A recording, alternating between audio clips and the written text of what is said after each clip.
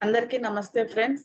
బ్రహ్మర్షి పితామహ పత్రిజీ గారికి, వంశీ మాస్టర్ గారికి, ప్రవీణ మేడం గారికి నా ఆత్మ ప్రణామాలు. కర్మ బుక్ రచయిత అయిన టార్కం గారికి నా ఆత్మ ప్రణామాలు. ఈ జ్ఞానాన్ని వినడానికి వచ్చిన మాస్టర్స్ అందరికీ కూడా నా కృతజ్ఞతలు ఫ్రెండ్స్. ఈరోజు కర్మ ఎంపిక స్టార్ట్ చేసుకోబోతున్నాం, అంటే స్టార్టింగ్ చదువుకోబోతున్నాం ఫ్రెండ్స్. కర్మ అనేది ఎంపిక చేసుకున్న పరిస్థితే. కర్మ అనేది ఎంపిక చేసుకున్న పరిస్థితే. మనం ఎంపిక చేసుకుందే అది కూడా. మన ఆలోచనలు, అనుభూతులు, చర్యలు అన్నిటిలోనూ మన పరిణామానికి వీలు కల్పించే వాటికి, కర్మను సృష్టించే వాటికి మధ్య మనమే ఎంపిక చేసుకుంటున్నాం. అంటే ఆలోచనలలో, అనుభూతిలో, ఇంకా చర్యలు చర్యల్లో, అన్నింటిలోనూ అన్నింటిలో పరిణామం జరిగే విధంగా కర్మను సృష్టించుకోవాల్సిన డ్యూటీ ఎవరికి ఉంది? మనకే ఉంది. ఆలోచనలు, సరి అయిన ఆలోచనలు ఉన్నాయి. ఎదుట వారి యొక్క దివ్యత్వాన్ని చూడటం, ఇవన్నీ చేస్తూ సరిగా ఉండటం, అందరూ దైవంగా ఎదగడానికి వచ్చాము, అందరం ఒకరికొకరం సహకరించి ఉంటున్నాం అనే ఆలోచనలు ఉన్నప్పుడు మన పరిణామం జరుగుతుంది. ఎదుటివాడు నాశనం అయిపోవాలి, వాడికేం తెలుసు, వాడి మొహం తెలుసు అని కంప్లైంట్లు మైండ్తో ఉండి జడ్జి చేస్తూ అలా ఉన్నప్పుడు ఆలోచనలలో పరిణామం లేదు. అలాగా ఆలోచనలలో, అనుభూతిలో, అన్నింటిలోనూ ఆ పరిణామం ఉండే విధంగా మనం కర్మ చెయ్యాలి, అంటే పని చెయ్యాలి అని. అంటే ఆలోచనలు కూడా సరి అయినవి. అంటే మన ఆలోచనలను కూడా ఎలా పడితే అలాగా ఒకవేళ ఒక బ్యాడ్ ఆలోచన వచ్చింది, నాకు ఇది అవసరం లేదని అక్కడికక్కడే డిలీట్ చేయాల్సిన డ్యూటీ ఎవరికి ఉంది? మనకే ఉంది. ఎవరో వచ్చి డిలీట్ చెయ్యరు. స్టార్ట్ అవుతుంది అనగానే నాకు అవసరం లేదు ఈ ఆలోచనలన్నీ అని చెప్పి ఎమ్మనే మనమే డిలీట్ చేసేయాల. అలా కాకుండా అలాగే ప్రొలాంగ్ చేస్తూ ఉన్నాం అనుకోండి, ఇంకా ప్రొలాంగ్ అయిపోతూ ఉంటుంది. ఏ అంటే కర్మని పరిణామం వైపు తిప్పుతున్నామో, ఆలోచన అనేది కూడా ఒక కర్మే. ఆ కర్మలో పరిణామానికి సంబంధించినవి చేస్తున్నామా, మనం కింద పడిపోయే విధంగా ఉండే ఆలోచనలు చేస్తున్నామా అనేది మనకి మనంగా అబ్జర్వ్ చేసి మనల్ని మనం ముందుకు తీసుకెళ్లాల్సిన డ్యూటీ మనకే ఉందను. ఈ స్థాయిలన్నింటిలోనూ సరికాని చర్యలు కర్మను సృష్టిస్తాయి. మనం సరికాని చర్యలను ఎంపిక చేసుకోవచ్చు. సరి అయిన చర్యలను ఎంచుకునే శక్తి మనకు ఉంది. అంతే. చాలా సార్లు మన పనులన్నీ యాంత్రికంగా ఉంటాయి, కానీ అవి వారి పరిణామాలను సృష్టిస్తాయి. ఒక్కొక్కసారి యాంత్రికంగా చేసినా కూడా పరిణామాన్ని సృష్టిస్తూ ఉంటాయి అని చెప్తున్నారు. ఆ పరిణామాలు కర్మగా మారతాయి. ఇప్పుడు మనం తరచూ యాంత్రికంగా చేసే పనులు మనం గతంలో ఎరుకతో పదే పదే చేసిన పనులే. అంటే గతంలో ఎరుకతో చేశాము, ఇప్పుడు మనం ఇప్పుడు ఏమని చెప్పుకున్నాం? ఆలోచనలు కూడా సరి అయినవిగా ఉండాలి అని ఎరుకతో గమనిస్తూ, సరి అయిన ఆలోచనలు చేసినప్పుడు ఉంచటం, సరికాని ఆలోచనలు చేసినప్పుడు కట్ చేయటం, ఇది మనకి బాగా అలవాటైపోయింది. అలవాటైపోయాక తర్వాత ఆ పని కంటిన్యూషన్ గా జరుగుతూ ఉంటుంది యాంత్రికంగా. అది. అవి ఇప్పుడు అసంకల్పితంగా మారేటంత అలవాటుగా గతంలో ఆ పనులను, వాటిని మనం చేశాము. ఏమైనప్పటికీ అంటే ఏ పనులు చేశామో ఫస్ట్ ఎరుకతో తెలియక చేస్తూ ఉంటాం. అవి యాంత్రికం కాస్త అసంకల్పితంగా జరిగిపోతూ ఉంటాయి. ఇంక మన ప్రమేయం ఉండదు అక్కడ. ఏమైనప్పటికీ వాటి పరిణామం వలన అవి కర్మను తయారు చేశాయి. అంతే. కారణం పరిణామాన్ని ఉత్పత్తి చేస్తుంది. పరిణామాలు కారణాలుగా మారి నిత్య జీవితంలో మన బంధాలను నియంత్రిస్తూ మనతో క్షణక్షణం సంచరిస్తాయి. కారణము, పరిణామం ఒకదానికొకటి ఇంటర్లింక్ అయి ఉంటాయి. కారణము అనేది తెలిసినప్పుడు పరిణామం జరగచ్చు, పరిణామం అనేది ఉందంటే కారణం కూడా ఉందని. అవి పరిణామాలు కారణాలుగా మారి నిత్య జీవితంలో మన బంధాలను నియంత్రిస్తూ మనతో క్షణక్షణం సంచరిస్తాయి. మన లోపల ఉన్న బంధాలను నియంత్రిస్తూ, మోహం, వ్యామోహం వీటన్నింటిని దాటి వెళ్ళిపోతూ నియంత్రించుకుంటూ ముందుకెళ్ళిపోతూ ఉంటాం. మనలను లోబరుచుకొని నియంత్రించి బలవంతం చేసే చర్యల గురించి కూడా మనుషులు మాట్లాడతారు. ఉమ్. అటువంటి పనులకు మనం బాధ్యులమా? పరోక్షంగా మనమే. అంటే సరి అయినవి సరికానివి అలాగే ఇబ్బంది పెట్టేవి కూడా ఉంటాయి కదా. అవి కూడా మనలో ఉన్నాయంటే కారణం ఎవరు? మన మనమే, బయట ఎవరు కాదు. ఎవరి ఆ వాస్తవానికి వాళ్ళే సృష్టికర్తలు. ఆ అలాగే లో మళ్ళీ చూడు. ఉమ్. మనలను లోబరుచుకొని నియంత్రించి బలవంతం చేసే చర్యల గురించి కూడా మనుషులు మాట్లాడతారు. ఉమ్, అటువంటి పనులకు మనం బాధ్యులమా? పరోక్షంగా బాధ్యులమే. పరోక్షంగా మనమే. ఉమ్, ఆ లోబరుచుకోవటానికి, నియంత్రణకు, ఆకర్షించే పరిస్థితులకు మన జీవితంలో మనమే వీలు కల్పించాము. అంటే వాళ్ళు లోబరుచుకొని మనల్ని అలాగా ఉపయోగించుకుంటున్నారు అంటే దానికి కూడా కారణం మనమే. ఎందుకని అలాగా? మనలో ఎన్లైట్మెంట్ లేనప్పుడు మనకు అక్కడ ఏదైనా అవసరం ఉంది, సరే ఆ పని పూర్తవ్వాలంటే లోబడిపోవటం. ఇప్పుడు మన ఊరికి ఎగ్జాంపుల్ గా ఆ డబ్బుల మీద వ్యామోహం ఉంది. వ్యామోహం ఉన్నప్పుడు ఆ ఎటువంటి పని చేస్తున్నాడో వాళ్ళకే తెలియదు. ఆ పనికి లోబడిపోయి ఉంటారు. అప్పుడు ఏముంది? ఆ బిజినెస్ లో వాడికి దెబ్బలు తగలుతాయని ఏ ఆలోచన ఉండదు. ఓకే. వాళ్ళతో పాటు వెళ్ళిపోతూ ఉంటారు. అలాగా వాళ్ళకి లోబడిపోతారు. ఎందుకని? వాళ్ళ లోపల ఆల్రెడీ ఉంది కాబట్టి.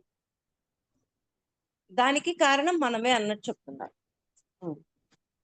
అందుకే ఏది యాదృచ్ఛికంగా సంభవించదు అని గురువులు చెప్తారు. అంటే ఏదో అప్పటికప్పుడు పుట్టి వచ్చేది కాదు. యాదృచ్ఛికంగా ఇదేదో యాదృచ్ఛికంగా జరిగిపోయింది అనడానికి ఏదీ లేదు. దానికి ముందు పని జరిగే ఉంటది. కర్మ జరిగే ఉంటుంది. అనుకోకుండా జరిగిపోయింది అనడానికి సృష్టిలో ఏమీ లేదు అని అంటున్నారు. మనం ఎదుర్కొనే దాడులు, అపాయాలలో కొన్ని మన కర్మ వలన సంభవించవు. హ్మ్. మనం ఒక ప్రత్యేక మార్గానికి అంకితమై ఉండడం వలన సంభవిస్తాయి. కర్మ వల్లే సంభవించవు. ఇప్పుడు ఒక ప్రత్యేక మార్గంలో ప్రయాణం చేస్తూ ఉంటాం. చేసేటప్పుడు కొన్ని ఎదురు దెబ్బలు తగులుతూ ఉంటాయి. మనల్ని ఆ మార్గం నుంచి నిరోధించడానికి చీకటి శక్తులు అనేక అడ్డంకులు సృష్టిస్తాయి. హ్మ్. కానీ దివ్యకాంతి వాటన్నింటినీ వదిలి వెళ్ళేటట్లు చేస్తుంది. ఆ దివ్యకాంతి కూడా మనలోనే ఉండాలా. మనం పెంచుకుంటే ఆ చీకటి శక్తులు మనల్ని ఏం చేయలేవు. అందుకని మనం ఎప్పుడు మన దివ్యత్వాన్ని పెంచుకుంటూ ఉండాలా. ఎప్పుడైతే మన దివ్యత్వాన్ని పెంచుకుంటూ ఉంటామో ఆ చీకటి శక్తుల యొక్క ప్రభావము మన మీద ఉండదు. అది. అటువంటి దాడుల ద్వారా మనం ఎంతో నేర్చుకొని అలాంటి అపాయాలలో చిక్కుకున్న వారిని రక్షించటానికి ఆ జ్ఞానాన్ని ఉపయోగిస్తాం. ఉమ్. అంటే ఇప్పుడు మనం చీకటి శక్తుల్లో ఇరుక్కున్నాం. ఇరుక్కొని బయటకు వచ్చేసాము. ఆ అనుభవాన్ని చాలా మందికి చెప్పడం ద్వారా మీరు అలా చేయొద్దు. మీరు అలా చేయటం ద్వారా మీరు ఎఫెక్ట్ పొందుతారు అని మన అనుభవాన్ని చెప్పగానే వాళ్ళు ఆ పని చెయ్యరు కదా. వాళ్ళకి ఒక లెర్నింగ్ అయింది కదా. అంటే వాళ్ళు దాంట్లో ఇరుక్కోకుండా మనం కాపాడిన వాళ్ళం అవుతాం కదా. కాంతి, సౌందర్యాల కోసం మన తపన ఒక్కోసారి అనేక భౌతిక, ప్రాణమయ, మానసిక సమస్యలను సృష్టిస్తుంది.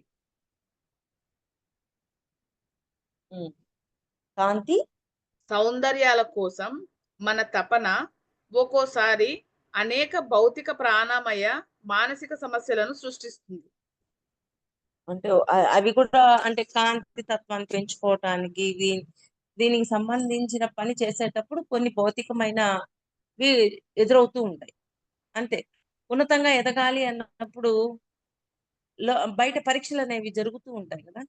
ఈ పరీక్షల్లో కూడా మనం నెగ్గగలగాలి కాబట్టి భౌతికమైన కొన్ని పరీక్షలు జరుగుతూ ఉంటాయి. ఆ సమస్యలు ఎగ్జాంపుల్. చీకటి శక్తుల వల్ల సృష్టించబడినవి కాదు. మన గత కర్మల ఫలితాలు. అంతే. గతంలో మనం మన ప్రకృతిలో కొంత చెత్తను పోగు చేసి ఉంటాము. ఇప్పుడు మన ఆధ్యాత్మిక శక్తులు చైతన్యవంతం అవ్వాలంటే దానిని స్వచ్ఛపరచడం అవసరం. అంటే గతంలో మనం చేస్తున్నాం వాటన్నిటిని క్లీన్ చేస్తేనే కదా మనం ఇంకా ఆధ్యాత్మికంలో ముందుకెళ్ళగలుగుతాం. నిన్న మనం చెప్పుకున్నాం కదా 70% వ్యక్తిగత కర్మలు క్లియర్ అయినప్పుడే వాళ్ళు ఆధ్యాత్మికంలోకి వెళ్తారు అని నిన్న మనం చెప్పుకున్నాం. అలాగా ఆ, అంటే ముందు ముందు పాయింట్స్ లో వస్తుంది అనమాట. అలాగా అందుకే కదా ఎప్పుడు చెత్తను మన కళల్లో కూడా కొంతమంది కళల్లో బాగా క్లీన్ చేస్తున్నట్టు. కాంతి సౌందర్యాల కోసం మన తపన ఒక్కోసారి అనేక భౌతిక, ప్రాణమయ, మానసిక సమస్యలను సృష్టిస్తుంది. ఆ అంటే సమస్యలు ఇప్పుడు ఆ, మనలో ఉన్నతంగా తయారవ్వాలి, కాంతివంతంగా మారాలి, ఇవన్నీ అనుకుంటుంటాం. అలాంటప్పుడు ఒక్కొక్కసారి భౌతికంగా కూడా ఇటువంటి సమస్యలు లేస్తూ ఉంటాయి. ఆ సమస్యల్లో మనం పాస్ అవుతామా లేదా, ఆ సమస్యలో ఎలా ఉంటాము అనేది కూడా మనకు పరీక్షే. ఆ సమస్య వచ్చింది, ఆ పరీక్ష పాస్ అయ్యాము అంటే మరలా మన కాంతి తత్వం పెరుగుతూ ఉంటుంది. అలాగా భౌతికంలో కూడా ఎదుర్కోవాల్సినవి ఉంటుంటాయి అని చెప్తున్నారు.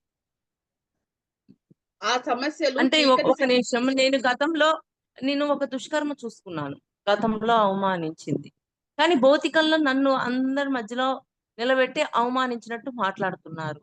అంటే అది పరీక్ష జరిగింది. గతంలో నేను చేశాను, ఇప్పుడు నాకు ఎదురైనప్పుడు నేను ఎలా రియాక్ట్ అవుతాను, నా నుంచి రెస్పాన్స్ ఏ విధంగా వస్తుంది అని టెస్ట్ పెడతారు. టెస్ట్ లో పాస్ అయ్యామా మనలో పరిణామం జరుగుద్ది. టెస్ట్ లో పాస్ అవ్వలేదే అనుకోండి, మనం ఇంకా అక్కడే మన చైతన్యంలో ఏ మార్పు రాలేదని మనం నిర్ణయించుకోవాలి. అంటే ప్రతి పరీక్ష భౌతికంలో జరుగుద్ది, మానసికంగా జరుగుద్ది, అనుభూతికంగా జరుగుతూ ఉంటుంది. ఇవన్నిట్లోనూ పరీక్షలు ఎదుర్కొంటూనే ఉంటాం మనం. అంటే ఆ పరీక్షలు పాస్ అయ్యే కొద్దీ మనలో పరిణామం అనేది ఉంటుందన్నమాట. ఆ సమస్యలు చీకటి శక్తుల వల్ల సృష్టించబడినవి కాదు, మన గత కర్మల ఫలితాలు. ఉమ్. గతంలో మనం మన ప్రకృతిలో కొంత చెత్తను పోగు చేసి ఉంటాం. ఇప్పుడు మన ఆధ్యాత్మిక శక్తులు చైతన్యవంతం అవ్వాలంటే దానిని స్వచ్ఛపరచటము అవసరము. ఎవరు క్లీన్ చేసుకోవాలి? మనమే. మనమే క్లీన్ చేసుకోవాలి. ఎవ్వరు రారు క్లీన్ చేయడానికి. ఉమ్. మన కర్మ చిట్టా నుంచి ఎదురయ్యే అడ్డంకులు త్వరలోనే తీర్చబడి మన మార్గం తిరిగి సుగమం అవుతుంది. అంతే. కర్మ మనపై ఆధిపత్యం వహించిన మనకు అపరిచిత వ్యక్తుల కోసం స్వచ్ఛంద త్యాగం చేయటం ద్వారా దాని లక్షణం మార్పు చెందవచ్చు అని మహర్షులు చెప్తారు. మళ్ళీ చదువు. కర్మ మనపై ఆధిపత్యం వహించిన మనకు అపరిచిత వ్యక్తుల కోసం అపరిచితుల వ్యక్తుల కోసం స్వచ్ఛంద త్యాగం చేయటం ద్వారా దాని లక్షణం మార్పు చెందవచ్చు అని మహర్షులు చెప్తారు.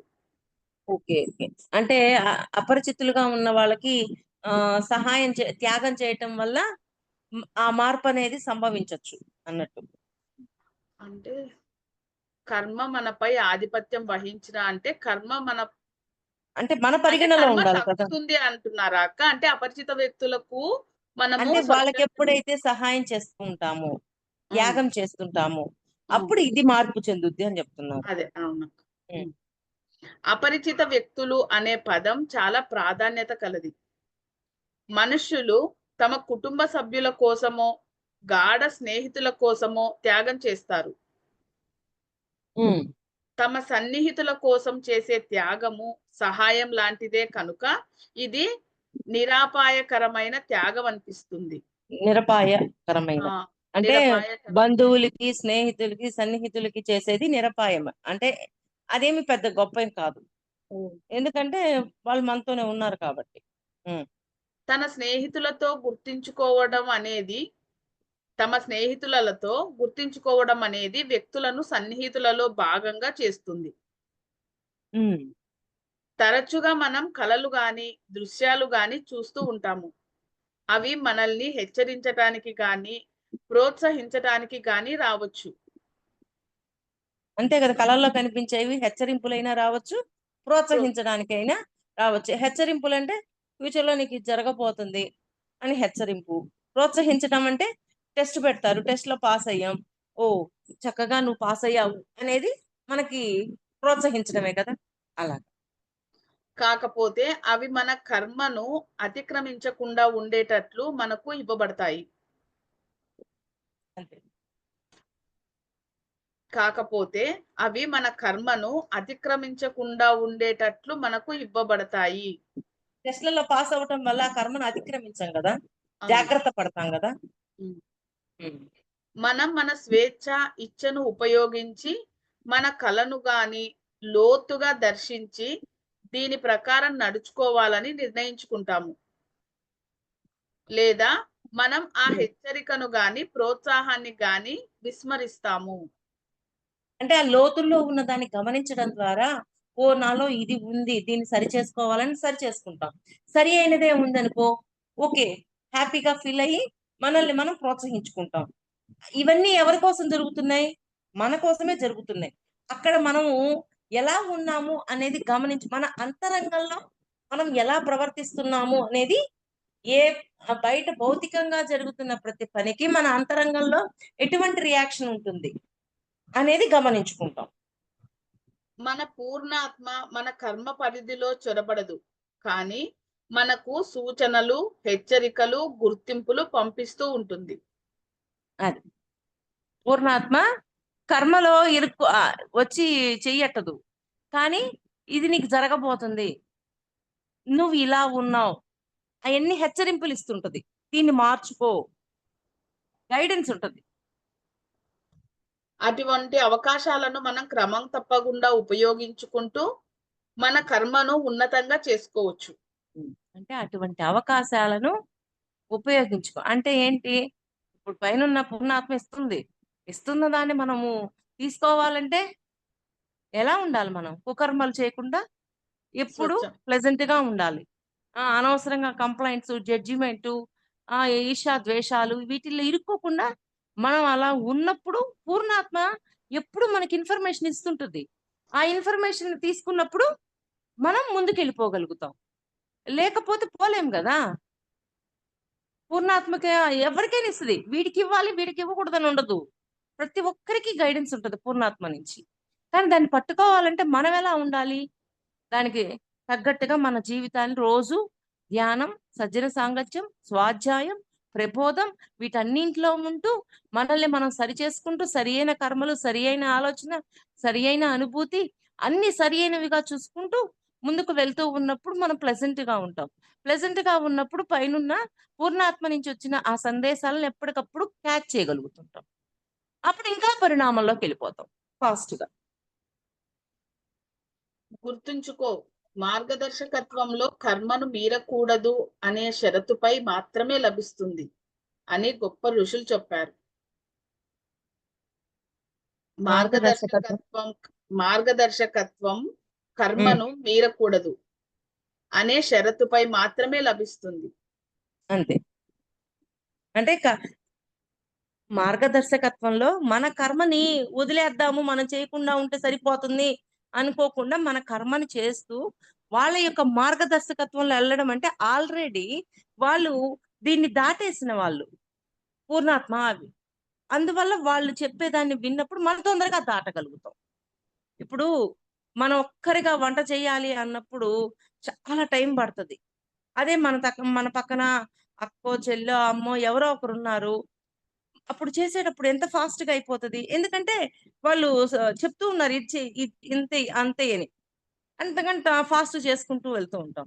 అలాగా పైన మాస్టర్స్ ఇచ్చిన సజెషన్స్ ని ఎప్పటికప్పుడు మనం క్యాచ్ చేస్తూ ఉంటే మన పరిణామం ఫాస్ట్ గా అయిపోతూ ఉంటుంది. అభివృద్ధి చెందిన శిష్యులు సూటిగా సలహాను ఇవ్వరు, లేదా తమ ఇష్టాన్ని, సమాచారాన్ని, జ్ఞానాన్ని ఇతరులపై రుద్దని పనివారుగా వ్యవహరిస్తారు. అభివృద్ధి చెందిన శిష్యులు ఎప్పుడు పక్క వాళ్ళు ఎలా ఉన్నా అంగీకరించగలుగుతారు. వీళ్ళ ఇష్టాలను వాళ్ళ మీద రుద్దాలనుకోరు. ఆ. అభివృద్ధి చెందిన శిష్యులు, మళ్ళీ చదువు పాయింట్. అభివృద్ధి చెందిన శిష్యులు సూటిగా సలహాను ఇవ్వరు, లేదా తమ ఇష్టాలన్నీ, సమాచారాన్ని, జ్ఞానాన్ని ఇతరులపై రుద్దని పనివారుగా వ్యవహరిస్తారు. తీవ్రమైన చర్చలు జరుగుతున్న క్షణాల్లో కూడా వాళ్ళు తమ అభిప్రాయాలు, భావాల నుంచి విడివడే ఉంటారు. అంతే. అంటే మనము చెప్పుకుంటాం. ఆ వాళ్ళు ఉన్నతంగా ఎదిగారు. ఇప్పుడు ఆ ఉన్నతంగా ఎదిగి ఉన్నప్పటికీ వాళ్ళ కింద వాళ్ళకి చేయూతనివ్వడం అనేది చెయ్యాలి. చెయ్యి అందించినప్పుడు ఆటోమేటిక్‌గా వాళ్ళు పైకొస్తారు. అలా కాకుండా వాళ్ళు నిలబడిన మెట్టు ఇప్పుడు 10వ మెట్టు మీద నిలబడున్నారు. మరి ఏడో మెట్టు వాడి దగ్గరికి వెళ్లి చెప్పేటప్పుడు కొంచెం కిందకి దిగి వాళ్ళకి తగ్గట్టుగా ఉంటూ, వాళ్ళకి కావాల్సిన గైడెన్స్ ఇస్తూ, వాళ్ళ మీద ఎటువంటి ఆంక్షలు రుద్దకుండా జాగ్రత్తగా చేయూతనిస్తారు. అలాగా ఎదిగిన శిష్యులు అలా ఉంటారు అని చెప్తున్నారు. వాళ్ళు మనుషుల చైతన్య స్థాయి పట్ల ప్రగాఢమైన ఎరుకతో ఉండి వాళ్ళ కర్మ ప్రకారం వాళ్ళ విషయాలను నిర్ణయించుకోనిస్తారు.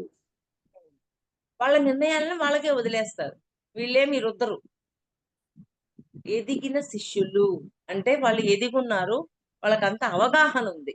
ఆ అవగాహన ఉంది కాబట్టి వాళ్ళ కర్మలో ఏళ్ళు పెట్టకుండా వాళ్ళ పాటికి వాళ్ళని ఎదిగేటట్లుగా చేస్తారు.